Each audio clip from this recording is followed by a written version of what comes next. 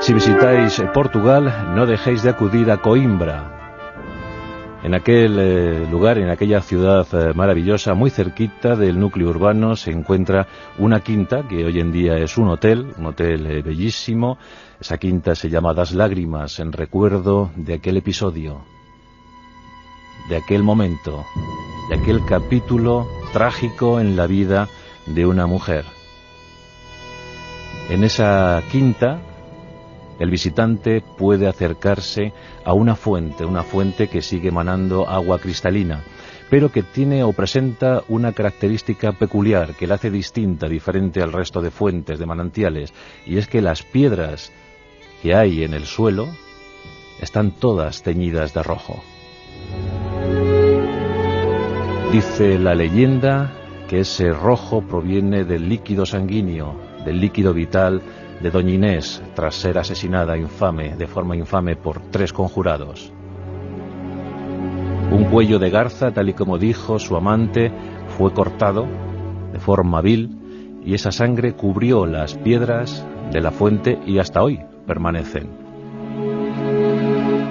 Parece claro que es una leyenda popular, pero que en todo caso enriquece y da vistosidad a lo que vamos a contar. No olvidéis visitar esa quinta Das Lágrimas y no olvidéis visitar el monasterio de Alcobaça, pues allí se encuentra posiblemente el mayor exponente del arte religioso, del arte funerario portugués. Son 2 túmulos funerarios, 2 tumbas. Una de ellas pertenece a doña Inés de Castro. Y pie con pie se encuentra la de su amante, la del rey Pedro I, llamado por unos el Cruel y por otros el Justiciero. En el interior de Ourense, de la bella provincia gallega. Allí nació Inés de Castro.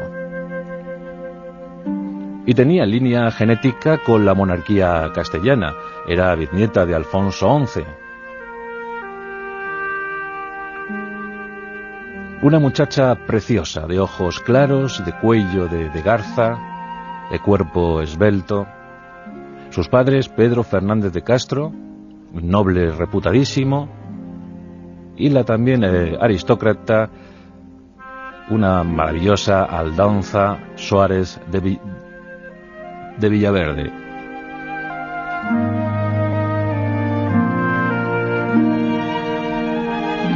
Por desgracia para la pequeña Inés y para sus hermanastros Fernando y Álvaro, pues la madre murió muy pronto. Doña Aldonza murió cuando doña Inés contaba pocos años de edad, 5 o 6 años de edad, motivo por el cual su padre la envió al castillo de Peñafiel, en Valladolid. Allí se iba a criar, allí se iba a educar y allí se iba a formar como dama de compañía de Constanza Manuel, la hija del infante don Juan Manuel, el famoso autor literario, creador del Conde Lucanor y de otras obras de imperecedero recuerdo que dieron mucho lustre cultural al siglo XIV hispano. El infante don Juan Manuel era además adelantado de Murcia y un hombre muy belicoso que siempre estuvo dirimiendo cuitas con unos y con otros, aliado a veces de Aragón, en otras ocasiones de Castilla, siempre pendiente de los sarracenos en el sur. Un hombre que cuidaba por su patrimonio y por su familia, y pretendió unir el destino de su hija al del rey Alfonso.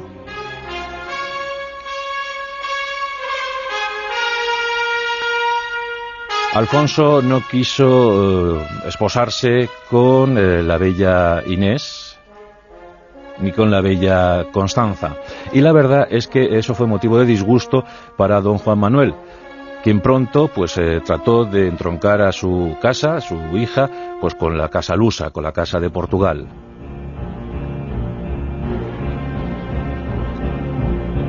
Doña Inés fue creciendo, inocente, pura, había nacido en 1317, 3 años después de que lo hiciera su gran amiga, su gran cómplice. La historia fue creciendo en abrumados capítulos. En aquel tiempo esto se llamaba la época turbulenta. Nos encontramos en el contexto de la Guerra de los 100 años.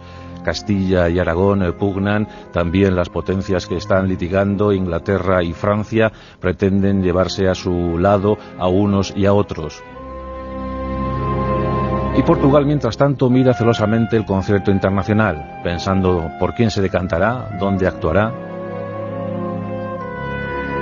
Al fin, el infante don Juan Manuel consigue, en 1334, que su hija Constanza Manuel se pueda entroncar, se pueda unir al destino de Portugal. El elegido es el infante Pedro, el príncipe Pedro. Por entonces reinaba en Portugal Alfonso IV. Y Alfonso IV quería para su hijo siempre lo mejor. Ya trató de casarle con Blanca de Castilla, no pudo ser dada la fragilidad de la muchacha, pero Constanza Manuel parecía un buen partido. Y en consecuencia, tras recibir los permisos de la Casa Real castellana, no sin problemas, no sin dificultades, al fin la comitiva de doña Constanza, la comitiva que acompañaba a doña Constanza, se encaminó hacia Lisboa. En 1338 todo parecía preparado para la boda.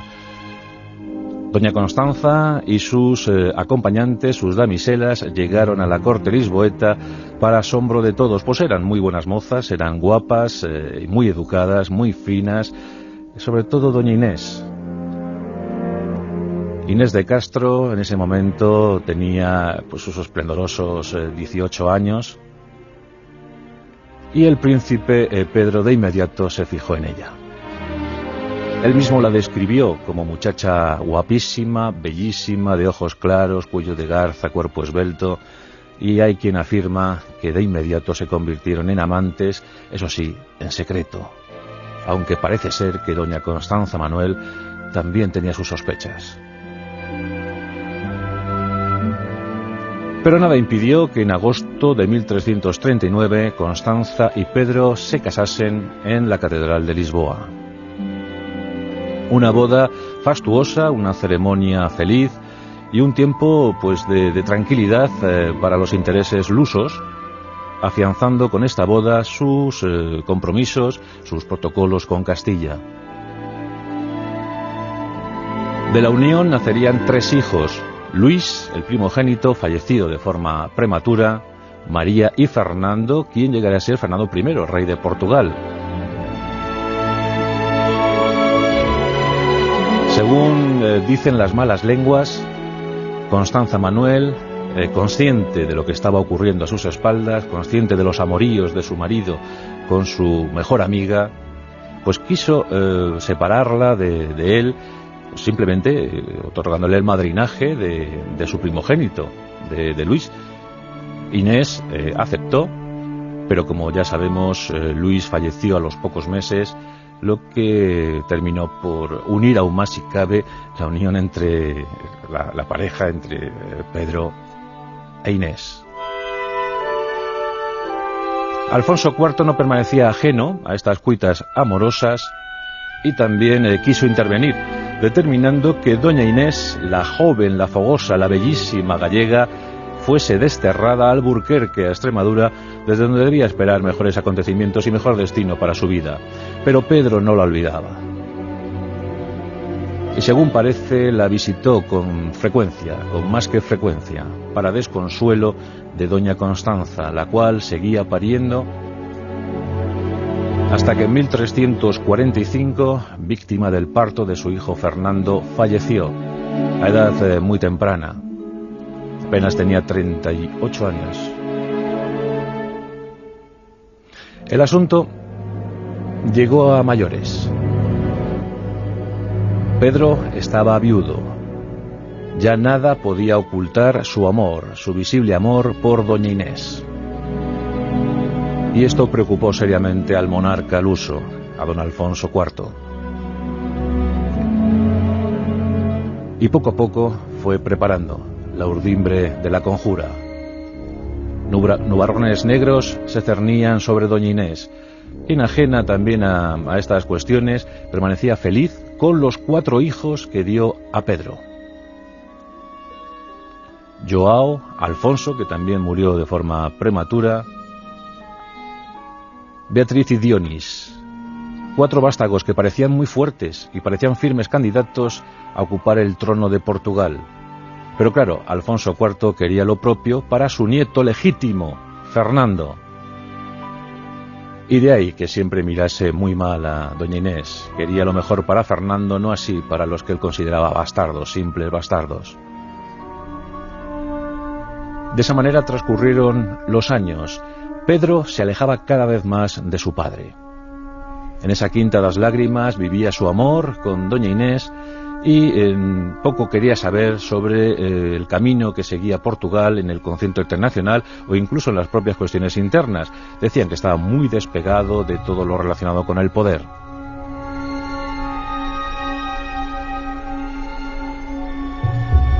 Y al fin se consumó la tragedia. Ocurrió en 1355. El 7 de enero de dicho año, Alfonso IV se reunió con sus nobles. Sus cortesanos pronunciaron el veredicto, el asesoramiento, y al fin determinaron que lo mejor era que doña Inés muriese. Nos encontramos 2 historias. Una de ellas afirma que doña Inés fue reclamada a la corte para que allí se le leyese la sentencia fatal. Según esta narración, doña Inés acudió en compañía de sus 4 vástagos para, a lo mejor mover el corazón o crear un clima de misericordia hacia ella, cosa que no consiguió. Y bueno, pues según cuentan estos escritos, doña Inés fue ejecutada allí mismo, en la corte, ante la presencia del rey. Otros comentan, dicen, aseguran que el rey se compadeció de ella y que la dejó marchar, pero que en otra vuelta de los acontecimientos ordenó a 3 de sus cortesanos, llamados González, Coelho y Pacheco, que fuesen a la Quinta das Lágrimas y que allí ejecutasen a doña Inés. Esto es al parecer lo que hicieron el 7 de enero de 1355. Ella no había cumplido los 35 años de edad y dicen que fue asesinada en presencia de sus hijos. El dolor inundó el alma del príncipe Pedro. Y a tanto llegó la emoción, a tanto llegó la rabia, que de inmediato reunió a sus leales y ofreció la guerra a su padre. Con sus tropas sitió la ciudad de Oporto y durante unos meses el clima de guerra fratricida invadió todo Portugal. Al fin, padre e hijo se entendieron y en agosto firmaron una paz siempre precaria, porque en el corazón de Pedro había anidado el odio, el ánimo de venganza, cosa que concluiría, cosa que finiquitaría años más tarde. Pero de momento la tregua paterno-filial se estableció al menos durante 2 años hasta que falleció Alfonso IV en 1357. Fue entonces cuando Pedro alcanzó el trono, ungido como Pedro I el Cruel o el Justiciero. Y en ese momento, cuando asumió la corona, decidió retomar su plan premeditado de venganza. Los confabulados, los que habían asesinado a su mujer, se habían refugiado en Castilla, a instancias del propio Alfonso IV, quien, conocedor de cómo era su hijo, animó a estos conjurados a que marchasen al exilio. Y ahí permanecían González, Coelho y Pacheco cuando Pedro decidió reclamarles. Antes había proclamado a los 4 vientos que se había casado en secreto con su amor, con su amante, con Inés de Castro, y que por tanto ella era reina legítima de los portugueses, y que así todos los súbditos del país luso lo debían acatar. Mientras tanto, las negociaciones con Castilla fructificaron, y qué curioso que aquí la historia une a 2 Pedros I, y además con los mismos apelativos, el Cruel o el Justiciero. Este es el caso del castellano. Pues Pedro I de Castilla se entendió con Pedro I de Portugal y devolvió a los asesinos, al menos 2 de ellos, porque un tercero, Diego López Pacheco, escapó atravesando la frontera con Aragón y llegando a la corte papal de Aviñón. Por entonces los papas estaban establecidos en Aviñón, en Francia, y ahí se le pierde la pista. Pero los dos que quedaban, González y Coelho, sí que fueron llevados a presencia del rey. A uno el órgano vital le fue extraído desde la espalda y a otro desde el pecho. Y según se cuenta, el rey mordió ambos corazones a modo de sentencia final. Se comió el corazón de aquellos que habían asesinado, de aquellos que le habían arrebatado el amor de su vida. De esa manera tan cruel terminaron González y Coelho. Después, lo que dispuso Pedro I, mejor dicho, fue que Inés fuese desenterrada, que su cuerpo fuese exhumado. Se encontraba en Coimbra y el propio Pedro I encabezó la comitiva funeraria desde Coimbra hasta el lugar donde el cuerpo de su amada iba a ser depositado, en el monasterio de Alcobaça. Bueno, pues en ese monasterio dicen que se dio el último trance en esta historia trágica. Y es que la proclamada por él, su reina, fue sentada en un trono. Imaginaos cómo estaba el cadáver después de 5 años, porque nos encontramos en 1360. El cadáver estaba en estado pues más que lamentable. Pero aún así, Pedro I ordenó a sus nobles que rindiesen pleitesía, que se inclinasen ante la reina y que besasen la mano huesuda de la monarca. Dicen que Pedro I la seguía viendo bellísima como el primer día, como cuando la conoció con tan solo 18 años de edad. Los nobles asumieron ese episodio, rindieron homenaje a su reina fenecida y después acudieron acompañando a su rey al último entierro, al último acto de aquella historia. Y de ese modo, Inés de Castro, la reina Doña Inés, fue enterrada en el monasterio de Alcobaça, en aquel sepulcro maravilloso, en aquella morada definitiva considerada como uno de los mejores ejemplos de arte funerario portugués. Cuando falleció el propio Pedro I en 1367, fue instalado en un túmulo similar al de su amada y ambos permanecen de esa guisa allí, en el monasterio de Alcobaça, a 60 kilómetros de Coimbra, para asombro de todos los visitantes del lugar.